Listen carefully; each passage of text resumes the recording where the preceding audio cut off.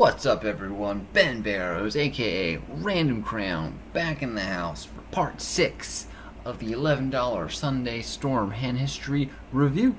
If you remember from part 5, we just shippity-dipped a flip with the pocket trees against the ace keysy. We just flat the siggity set and turned to swiggity swit, but thankfully we higgity held. And now we have a little under 30 blinds, which is a very healthy stack deep in this massive MTT, which is the Sunday Storm. Had over 27,000 runners to start. Now we're at the final 3 or 4 tables in a pretty good position to shippity dip all the dip. So let's move on. Yeah, if you haven't seen that hand, then I highly encourage you to go check out the previous video so you can see that and everything else that happened. And yeah, if you haven't seen any of the previous parts, I urge you to go through them as well, so you can see exactly how we got here and get all caught up. And now we have pocket fours in the big blind facing this low jack open. We call, getting this price, the pair, going for the set mine, and we get king a4 board. Too many overs for our liking, so very easy check fold to the c-bet.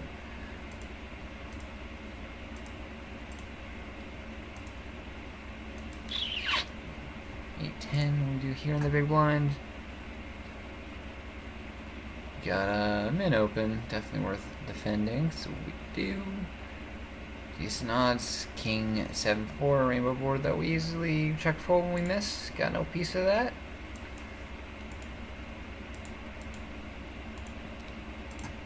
And just fold around for a bit, not picking up hands. Queen 7 suited here now, and the big blind. Blinds are kind of big now.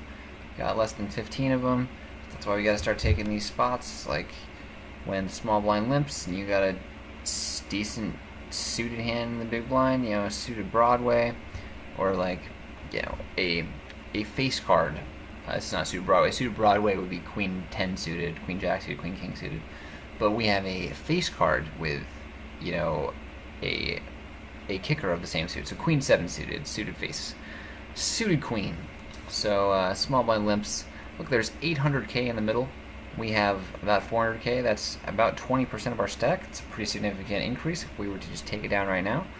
So because the small blind limps, and they're going to be doing that, probably with a wide variety of hands that cannot withstand any heat, we apply max pressure, go nearly all in, commit ourselves, and they fold. We just take down what's in the middle there and increase our stack by a pretty healthy amount. And the very next hand, we get the ace and the king. Folds to us. We just shippity dip it in and get another big blind and some ante out of it. And just like that, in 2 hands, we go from about 4 million to 5 million. Nice increase of our stack by about a quarter.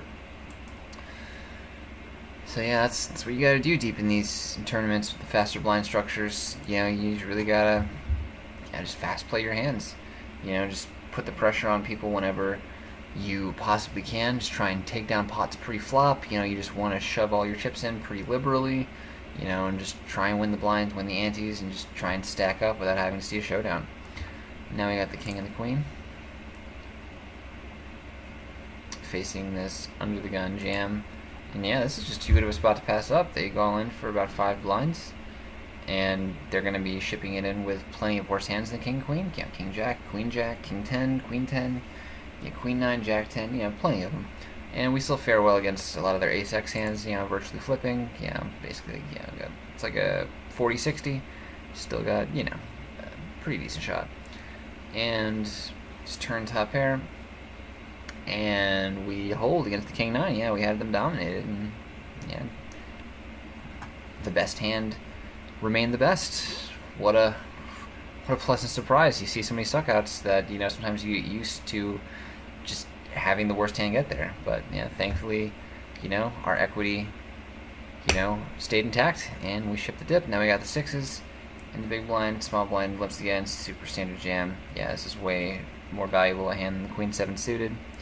Any pair blind versus blind is great, especially less than 20 blinds, and they already showed that they limp folded, so we can confidently jam it in. Ace 8 suited now. This is a nitty fold, and the reason why we make it is because the button, that player, has been pretty tight and passive. Like the previous hand, they just limp folded the small blind with sixes, and an orbit or two ago, we had the queen seven suited, and we jammed it in, and they folded. So since they aren't shipping it in blind versus blind when they really should, then we can accurately assess that they are shoving tighter when they, when they go all in. Like when it folds them on the button, they're not just gonna be shoving any. I mean, they should be shoving any ace, but maybe they aren't because of how they've been playing earlier. We can just kind of figure that, maybe they are shoving, like more, just better aces. I mean, they should. I mean, like it's just tough to range them here. Like this is a nitty fold. Like against most players, this is an ISO all in, but maybe they aren't shoving as many broadways as they should be. Not as many suited connectors as they should be. So we decided to just let it go, just because we just perceive them to be on the tighter side. And even though this is a pretty nutted hand, ace eight suited, facing a 12 BB jam from the button in the small blind, we just decided to make the unconventional fold. Again, this is a standard ISO, but we just let it go. And I think it's fine, for the reasons that we just stated. And now we got 410 suited here on the button, and folds to us, and we just jam it in for about 10 blinds effective. Much more comfortable just being the aggressor, picking up the 800k in the middle there, rather than having to risk over half our stack against a tighter player with ace eight suited, which again is a pretty strong hand, but against a tighter player it kind of diminishes in value. So yeah, we just ship it in here virtually and take it down.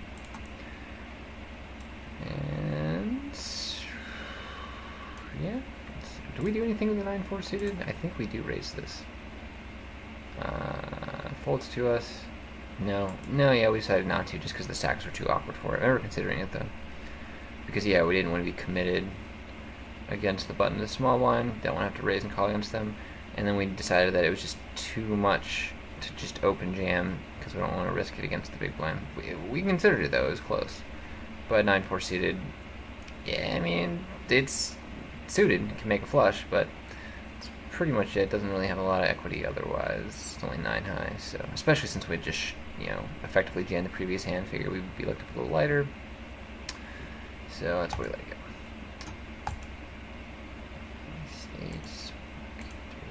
King queen suited now. Under the gun, 20 blinds. We just decided to open. We could rip it for 20 blinds, but seems like a bit too much. First to act, so many players left. So we decided to just raise, and look kind of strong. Balance when we have our nutted hands like aces and kings here. We have a king and a queen though too, so we block some strong hands like the ace queen, ace king, pocket kings, pocket queens. So, yeah, and it's a lot of merit in raising here. We could obviously call it off against the hijack here. And under the gun +1. I mean, yeah, it's possible, I guess, that we could fold against them. It's not standard by any means to only have 10 blinds, but under the gun +1, jamming 10 blinds against an under the gun opener, like, it's no fold equity at all. They figure they're always getting called, so they have to have a pretty strong hand to do so. So if we figure that they were that tight, we could make the hero fold and let it go. But in general, we'll be calling against them. But also, there's the factor of someone, like especially the big blind, being able to flat us with a worse king or queen. King jack or queen 10 or something like that. And then we can get more value from them post, which we lose when we just jam free and they fold those kind of hands. So I think, yeah, all those reasons considered, just raising here, king queen suited under the gun, 20 blinds is best rather than shipping. And we just ship the blinds. Queen 7 now in the BB. Under the gun +1, min opens, folds to us. Yeah, not a good hand to defend with. Jack ace suited now on the button. Under the gun jams. And we make a super standard ISO. Yeah, I mean they go all in for like 5 blinds, a little less actually. And the ace jack suited is way out of their range for sure. And they just happen to have 6s and hold. So ship the flip. Nice hand, Don Bartos. Ace queen now. Oh yeah, we make a nitty fold here. This is a cool one. So under the gun jams, again, the same player that we folded the ace 8 suited to because of their nittiness. we figure that when they jam under the gun for 12 blinds, they're going to have a pretty strong holding. Like, yeah, maybe they have ace-jack here sometimes, but I think that's about it. Like, that type of player, I don't really see shoving king-queen. So, I think that they're going to have ace-king here, and they're going to have pairs. And then maybe ace-jack. So, I mean, against that range, you know, ace-queen isn't, like, in that great a shape. Especially considering, yeah, we're under the gun +1, we got the whole table left to act. You know, and this is a nitty player, you know, so I think it's fine to fold in this spot, whereas against an average player who should be shoving a bit wider, then we would comfortably ISO. And for 6, we smoke deuce. Small ace-king now here in small blind. Under the gun +1 opens, and we easily jam our 12 blinds in and take it down. Should dip the decent chip increase. 7's now here on the button. And we get an open from the hijack, and we decide to let it go because we only have 16 blinds. I mean, this is actually a standard spot to ship in with 16 blinds, but the hijack also has 16 blinds. That's more the factor, and they're min raising, and they could be shoving into all these stacks that are 16 blinds or less, and they min raise. So it looks like maybe they're inducing, and when they induce, they're gonna have hands that just have 7s in bad shape. You know, like they're always. I mean, they should always be jamming the worst pairs, 6s and below.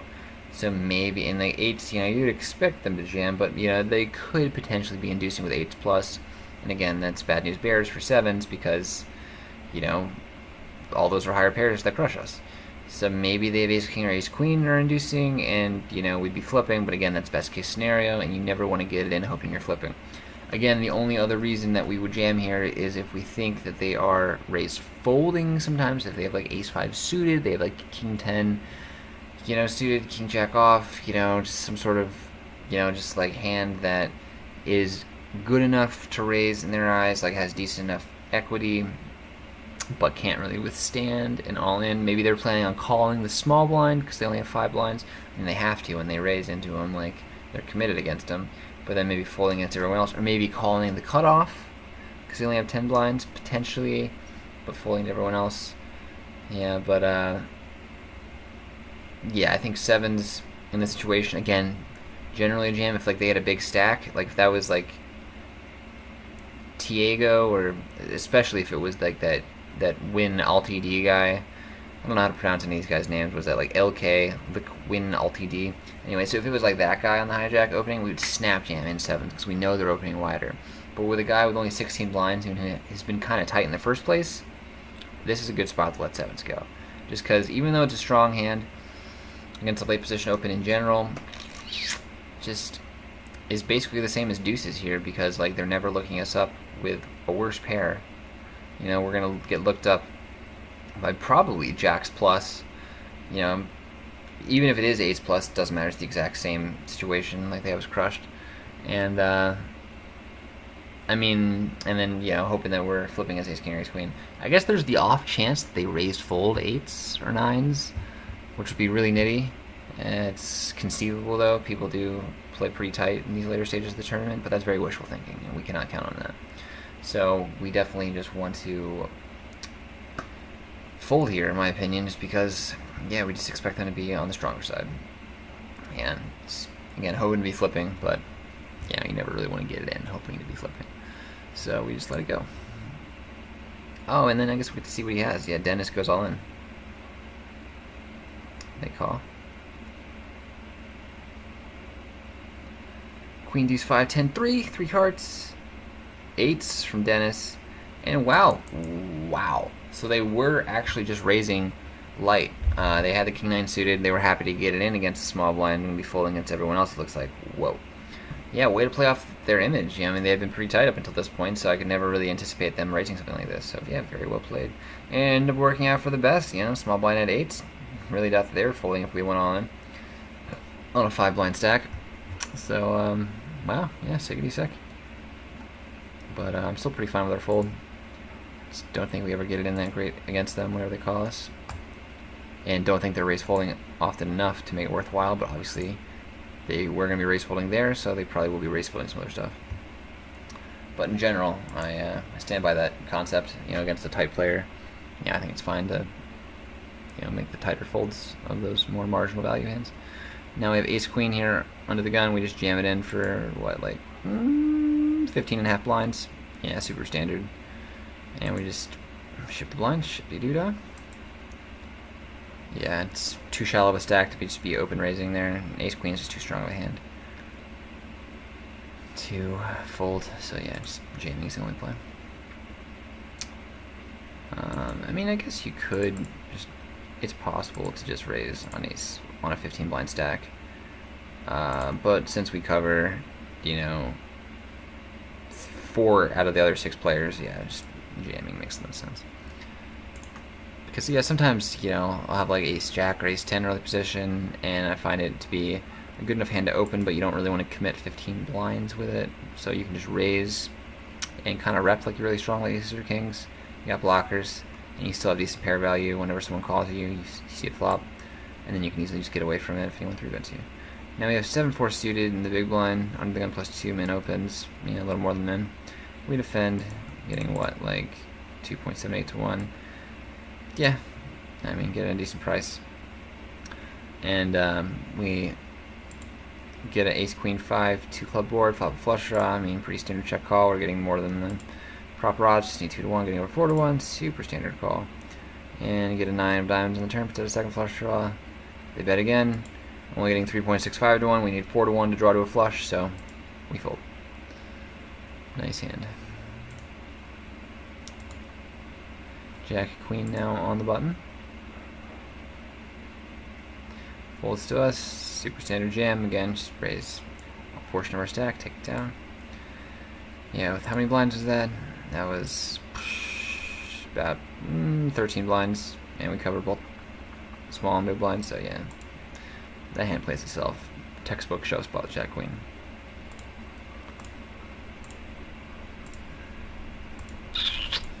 Fold, fold, fold, fold. Ace jack. Under the gun, +1, we jam it in for 12 blinds. And get called by cutoff. They also have ace jack. And both turn top, pair top, kicker. And shivvy chop it up. Pretty sick sweat there, since they did indeed flop the flush draw. Always a sweat, stars, always a sweat.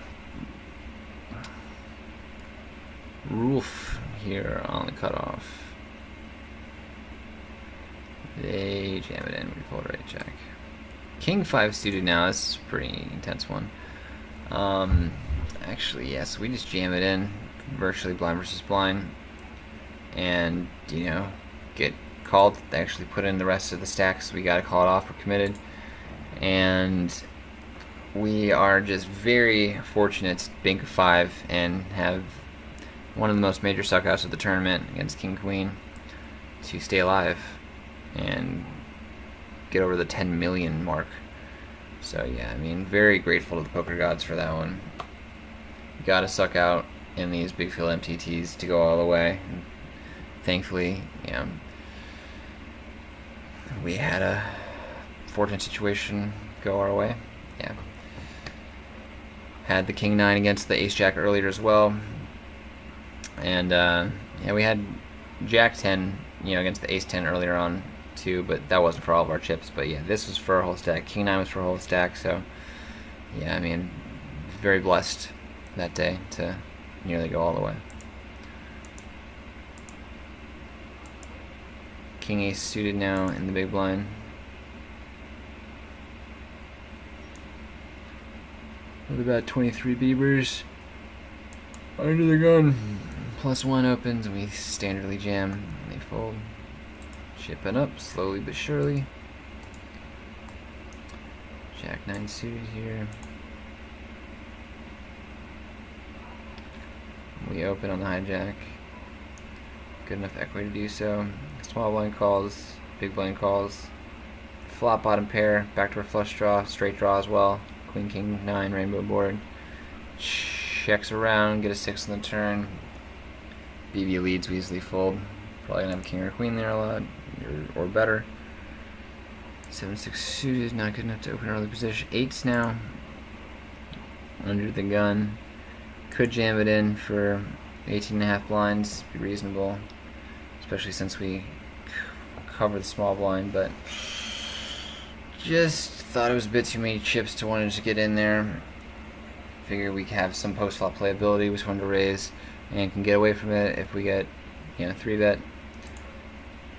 So just raise, BB defends, get a 7-4 rainbow board. Pretty good one for us. We have an overpair, so we bet it. A little more than the third pot. Add the 9-9-9s in the end, hoping to get them to just check raise us with 7x.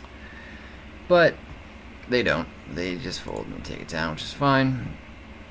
Should have a decent Potsky Watsky.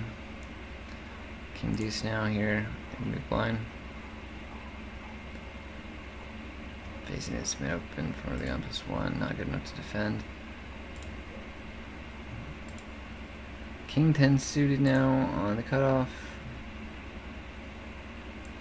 Folds to us, and we just decide to open our 20 blind stack. Could jam it in as well, but just wanted to try and play more flops because we feel that we have an edge against these players. And that way we don't have to just keep winning flips, if they happen to call. We don't want to have to just, keep getting there, we only have so much run good. And that way, if they 3-bet us, we know that they are gonna, have stronger hands, so can easily fold. Let's wait for a better spot. I have ace-3 suited here under the gun +1. Yeah, not really good enough to open 20 blind, less than 20 blinds. Ace-9 off now. Ooh, this is a fun one in the big blind. Under the gun +2 opens. We defend. Get 4-1. Our ace, this guy's been very active, so we're very comfortable seeing a flop with him. Strong medium ace. Flop, top pair, top kicker, and we just are gonna have the best hand here a lot. They're gonna have plenty of air. Just 2 overs. Some worse 9x, some 7x, 5x, diamonds, straight draws like 8x, 6x. So we're faring well enough against their range here. Like, we're just gonna have the best hand a lot. We just want to pile it in. There's 5 million in the middle. We only have 11. We have a little under 12 million. It's nearly half our stack. That's a lot of chips in the dip. So we just go all in just to protect our hand, get value. They could call us with a flush draw. They could call us with like king 9 or queen 9 potentially. So we just want to get all the chips in there. There's so many bad turns. We don't want to see a 6. We don't want to see an 8. We don't want to see a diamond. We don't want to see a 10, jack, queen, king. So many bad turns. So the best way to play this is just check ship it. That's what we do. And they fold, and we win a healthy pot. Ace-9 now again on the button.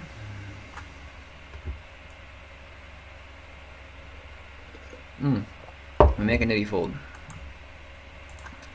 This is again a standard ISO, but we decided to let it go. They shoved for about 8 blinds, and they should be shoving plenty of worse aces. Some broadways, but they've actually been pretty tight again, so that's why we decided to let this go. Super close. I obviously think it's fine to go with in general, but against nittier players, I think it's okay to let these kind of hands go as well. They'll just show you ace 10 plus far too often. Gonna probably show up with better aces more often than worse ones. Some players just fold those even though they should be jamming. So just want my read. This guy had been kind of tight, and just let it go. And what he had, we'll never know. Ace jack here now on the cutoff. Facing this under the gun open. Not good enough to call with there. Just too many reverse implied odds against a UTG opening range. 10 jack now here in the big blind. Looks like we just fold it. We gotta open And a jam, so yeah, we get out of the way. Now we have king queen in the small blind.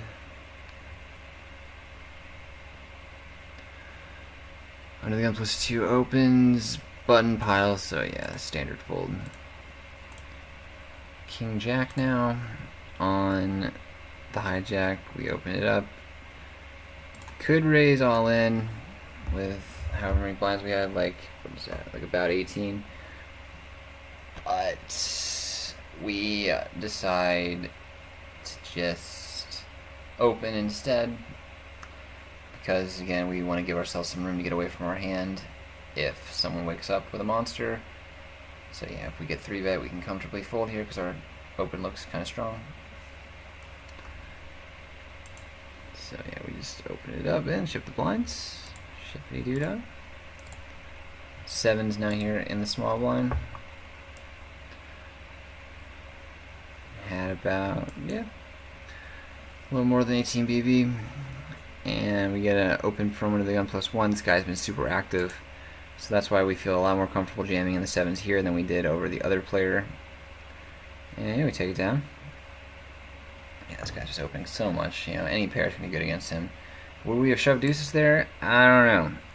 I think deuces is going to play more or less like 7s when called. I don't really see him looking us up with 6s, but I think that it's fine to fold deuces and shove 7s, just because you don't want to be shoving too many hands there, and you got to draw the line somewhere. But like, I think, yeah, like 7s is just gonna be so far ahead of his opening range that we got to go with that. I think we could go with 6s too. I mean, 5s through deuces again play basically the same as them, but I don't think you should shove all of them. I think you should only shove portion of those pocket pairs, so that way, yeah, you're just not shoving too many hands. But yeah, 7s definitely meets that criteria. Definitely good enough to go with. And now we got 8s here on the button, and the same player opens under the gun. And again, like, they're just opening too much. You know, we just shifted in against them. They're probably just like slightly steaming, just like, man, that's unfortunate that we just had to raise fold our stack. Let's raise again, win the blinds, get it back. And so we have 8s, and you know, we kind of recognize that for what it is. You know, again, still way ahead of their opening range, so super standard jam. Ship it in again, and we double dip. We shippity dip 2 reshoves in a row, and we are now just well in control of this table. We got 20 million hype, you know, chip leader. So now we can start raising and putting the pressure on everyone a little more comfortably. And now we got 6-10 suited here on the cutoff. That's what I'm talking about. I think it's a fine open. We cover all the other stacks that are, you know, pretty tight and passive. You know, the big blind again a little more active, but since we just won 2 pots against them, they had to raise fold twice. Don't really see them playing back at us like super light. Maybe they, will fold, you know, a bit more often than they would have before now. But the button just jams it in, so yeah, we easily get out of the way. Nice hand. And now we have ace-8 here in big blind. Folds to the button, they jam. Yeah, we easily call. I mean, yeah, they only have like 12 blinds. Ace-8 gonna be ahead of their jamming range for sure. And yep, we flop an ace, and we are ahead of their ace-6. What's up, Monty? Coming to give us some love again. Poker mascot in the house. What's up, man? Folds to us. Jack-6 suited. We decided to just complete. Just bet any flop and get it through. Fine way to play this hand. Yeah, you basically just want to be completing the small blind a lot.